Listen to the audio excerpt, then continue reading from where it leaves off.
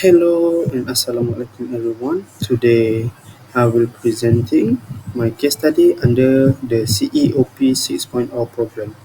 My case study title Correlating BMI and Waist Circumference with Health Outcome in the Geriatric Population. My name is Luqman Nur Hakim bin Azhar and this presentation is made for Professor Madya Dr. Maria Justin. Enjoy. What is CEOP 6.0? CEOP 6.0 stands for Community Engagement with Older People 6.0. COP 6.0 is a health outreach program by Semester 6 physiotherapy students from UiTM Puncak Alam under the Sulam Initiative. It aims to raise awareness about sarcopenia and promote healthy aging among around 70 older adults in Puncak Alam community through screening, health talks, and guided exercise. The program also offers students hands-on experience and fosters stronger ties between the university and the community. The dates and venue is on 29 April, 27 May, and 24 June 2025. The CEOP holds at the High Performance Gym FSK 234 UiTM Puncak Alam. The objective of the program is to develop well-rounded physiotherapy graduates equipped with both comprehensive theoretical knowledge and practical clinical skills. It is also to enhance knowledge transfer within higher education through community-based projects focused on service learning to the older populations. The other one is to provide a dynamic platform for physiotherapy students to apply gerontological knowledge in real-world community settings. Next is to empower older adults through early exposure to health education and healthy lifestyle practices to aim at improving their quality of life. And the last one is to promote active student involvement in community service while fostering collaboration with external organizations including international partners through service learning initiative. Hello, moving on to the activity during the program. Of course, we start the program with registration. Then, in this program, we got a few activity, which is the first one is health screening, sarcopenia assessment, intrinsic capacity assessment, risk of fall assessment, aerobic session, resistance training, educational talk by different educational background person, and also cognitive activity. Moving on to the demographic data, as you can see here, we got 32 participants is female and 20 of the participant is male. Then we go to the next pie chart, which is the age range. As you can see here, there is 39 participants aged between 60 to 69 years old. Then 10 participants aged between 70 to 79 years old. And 3 participants aged between 50 to 59 years old. Moving on to the glucose pie chart, you can see here that 32 of the participants have normal blood glucose level. After that, we got 10 participants that have pre-diabetes level and 10 of the participants is unknown while 3 of the participants got hyperglycemia. As you can see here that there is one participant only that have mild hypoglycemia. Okay, moving on to the blood pressure level, you can see here most of the participants have hypertension stage 1, which is 32 participants.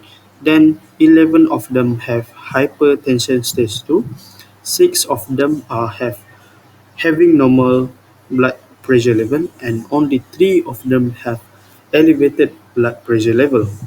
Lastly, we got the BMI pie chart, which is 19 participant is overweight, 11 of them is obesity class 1, 16 of them have normal BMI, 4 of them have obesity class 1 and 1 of them is underweight. Hello? For the BMI and waist circumference data, we only get 51 participants that complete both of the data, which is if one of them got one complete and one not, then we need to remove them so that we can get a very nice correlation between them. As you can see here, this is the related image of the BMI measurement at the CEOP. At the bottom image, we can see the BIA machine is also can be used to measure the BMI, as we need to insert our height and also weight. BMI stands for Body Mass Index. It's a simple and widely used tool to assess whether a person's weight is appropriate for their height.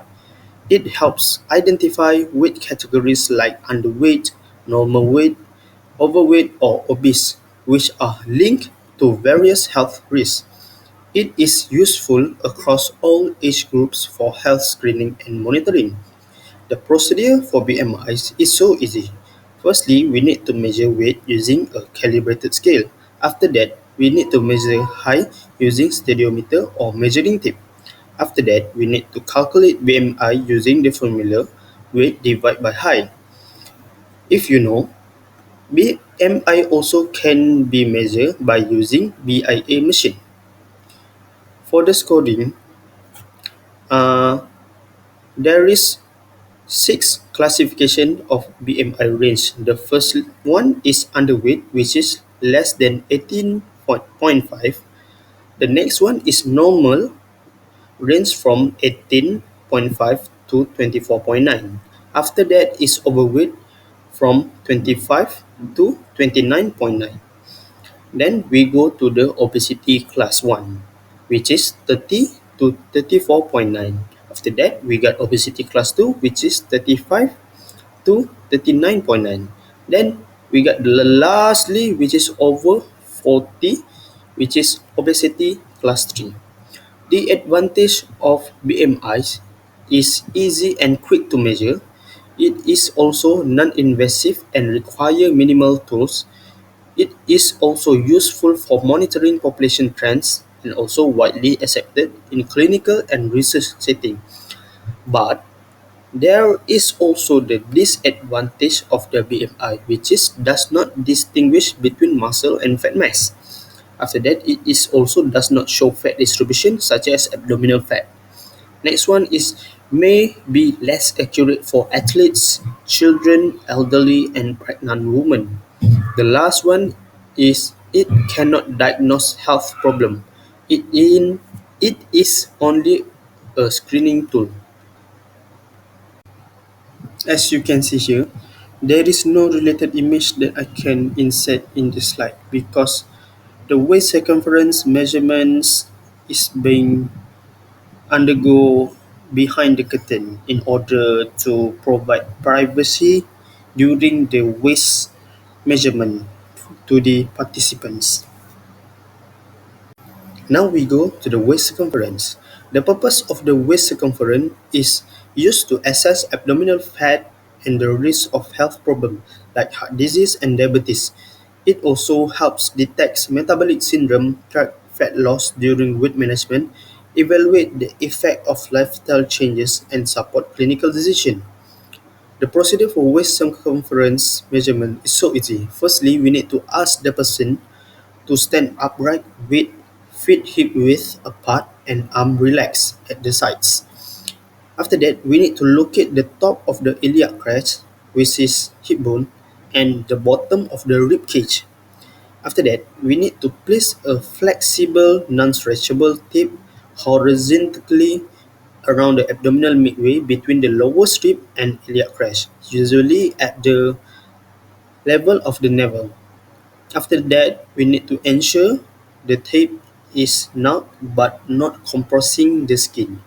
Lastly, we need to record the measurement at the end of a normal exhalations. The advantage of the waist circumference is so easy. Firstly, it's simple and quick to measure. It is also low cost with no special equipment needed. It is also better indicator of visceral fat than BMI. Then we can also predict risk of heart disease, diabetes, and stroke more accurately in some cases. The disadvantage of the waist circumference is measurement may vary due to the technique inconsistently. It is also does not account for height or body frame size. Then it may not be reliable in very obese individuals where landmarks are difficult to find, such as the iliac crest or lower rib cage. Lastly, it is not a direct measure of body fat, only fat distributions. Now we go to the data analysis. As you can see here, there is two types of table, which is table 1 is correlation between body mass index and waist circumference. The other one is table 2 strength of correlation.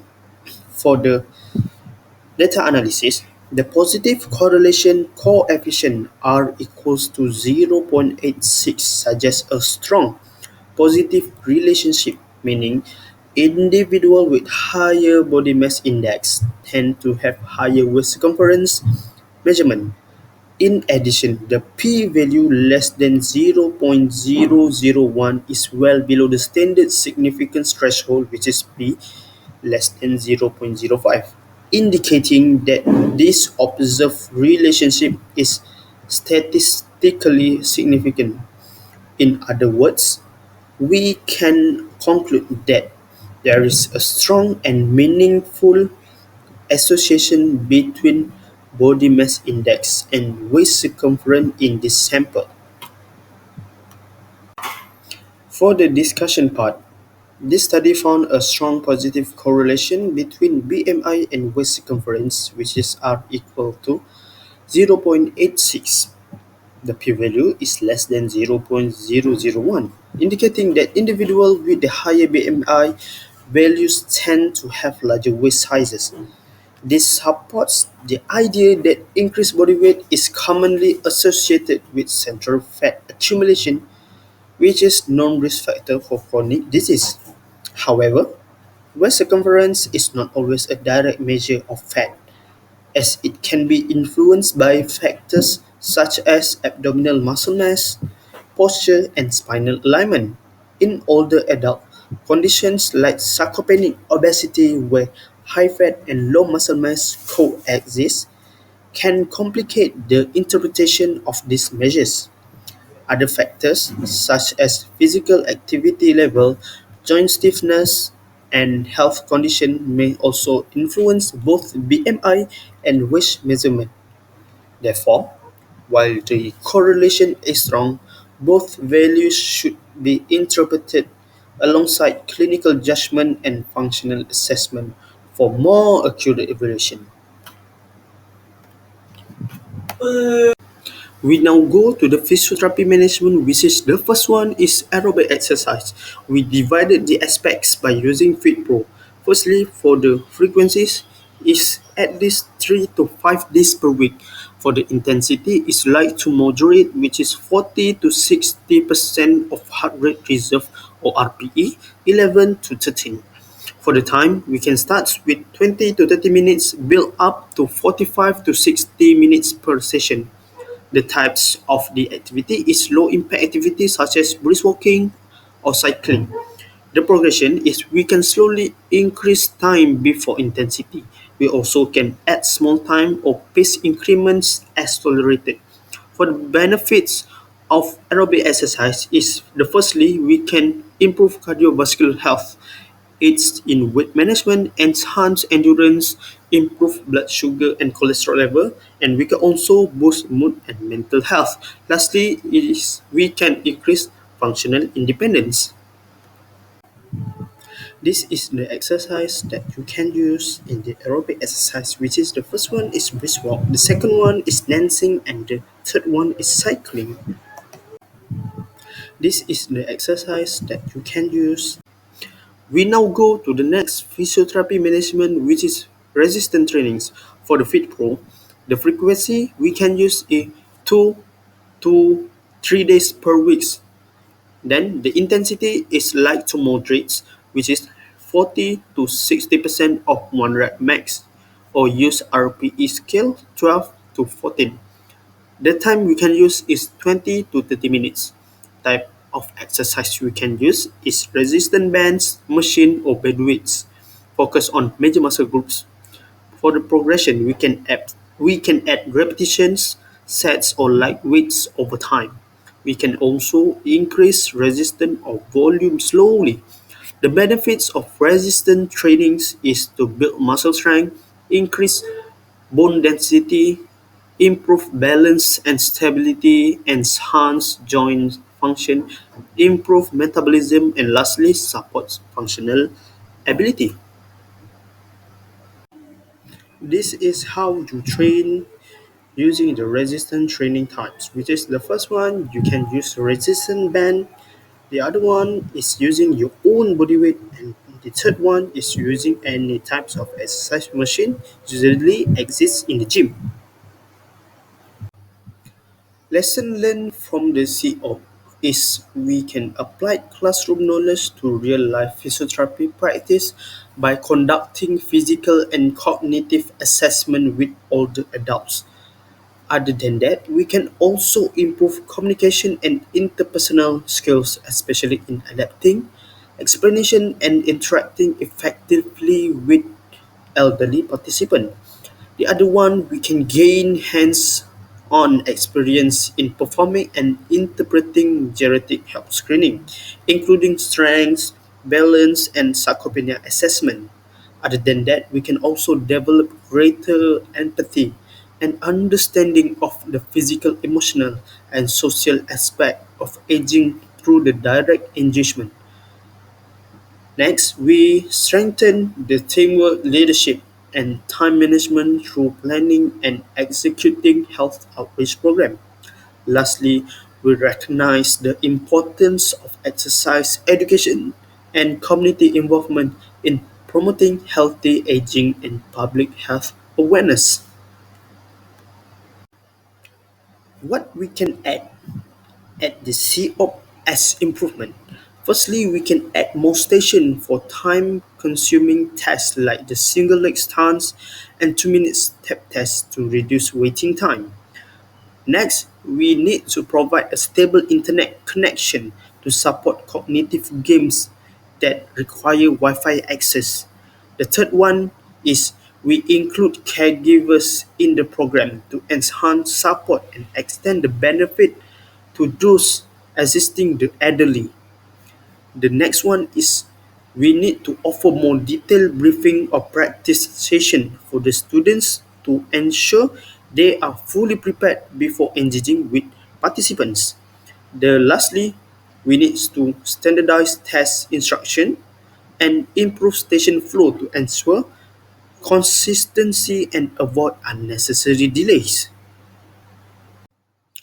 For the conclusion, the community engagement with older people CEOP 6.0 program offer physiotherapy students a meaningful platform to apply theoretical knowledge in real-world settings, particularly in the assessing and promoting health among older adults.